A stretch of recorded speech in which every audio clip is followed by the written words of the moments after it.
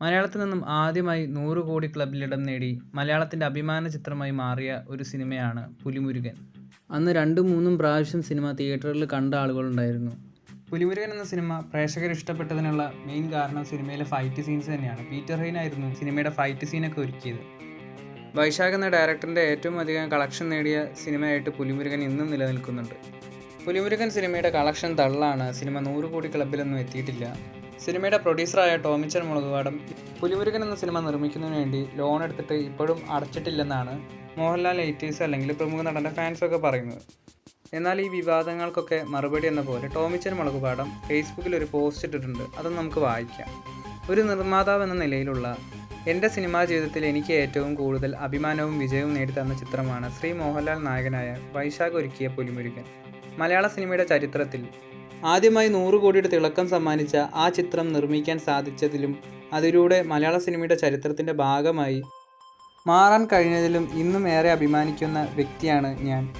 എന്നാൽ ആ ചിത്രത്തെ ചില അനാവശ്യ വിവാദങ്ങളിലേക്ക് വലിച്ചഴിച്ചുകൊണ്ട് ചിലർ രംഗത്ത് വന്നത് ശ്രദ്ധയിൽപ്പെട്ടു.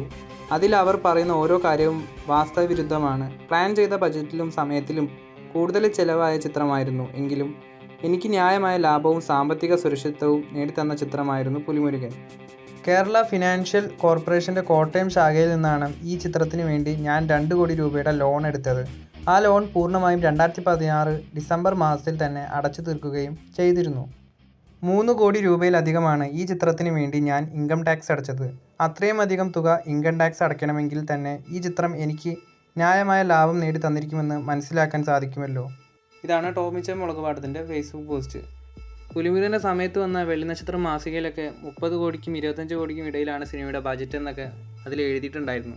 ആൻ്റണി പെരുമ്പാവൂരും സിനിമയുടെ ബജറ്റൊക്കെ കൂടിയപ്പോൾ ചെറിയ രീതിയിൽ സഹായിച്ചിട്ടുണ്ടെന്നൊക്കെ ടോമിച്ചൻ മുളകുപാടം ഒരു സ്റ്റേജിൽ വെച്ചൊക്കെ പറഞ്ഞിരുന്നു. എന്തായാലും പുലിമുരുകന് ശേഷമാണ് ടോമിച്ചൻ മുളകുപാടം രാമലീലയൊക്കെ എടുത്തത്.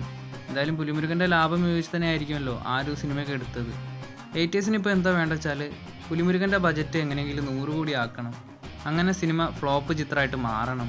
സിനിമയുടെ കളക്ഷൻ 100 കോടി എന്നത് തള്ളാണ്. ലാലേട്ടന് 100 കോടി ക്ലബ്ബിലുള്ള ഒരു ചിത്രം പോലും ഇല്ല. ഇങ്ങനെയൊക്കെ വരുത്തി തീർക്കാൻ വേണ്ടിയിട്ട് ഹേറ്റേഴ്സ് അഥവാ പ്രമുഖ നടൻ്റെ ഫാൻസ് ശ്രമിക്കുകയാണ്. ഇനി അടുത്തത് ലൂസിഫർ സിനിമയുടെ 100 കോടി എന്ന കളക്ഷനും തള്ളാണെന്ന് പറഞ്ഞ് ഹേറ്റേഴ്സ് വരും. എമ്പുരാൻ സിനിമയ്ക്ക് പോസിറ്റീവ് റെസ്പോൺസ് വന്ന് ഇനി സിനിമയുടെ കളക്ഷന് വമ്പൻ രീതിയിൽ പോയാൽ അതും തള്ളാണെന്ന് ഈ ഹേറ്റേഴ്സ് പറയും. ഈ മോഹൻലാൽ ഹേറ്റേഴ്സിനോട് എനിക്ക് പറയാനുള്ളത്, നിങ്ങളുടെ ഇഷ്ടതാരത്തിൻ്റെ സിനിമ ഏപ്രിൽ മാസത്തിൽ വരുന്നുണ്ട്. ആ ഒരു സിനിമയെ പ്രൊമോട്ട് ചെയ്യാൻ ശ്രമിക്കൂ.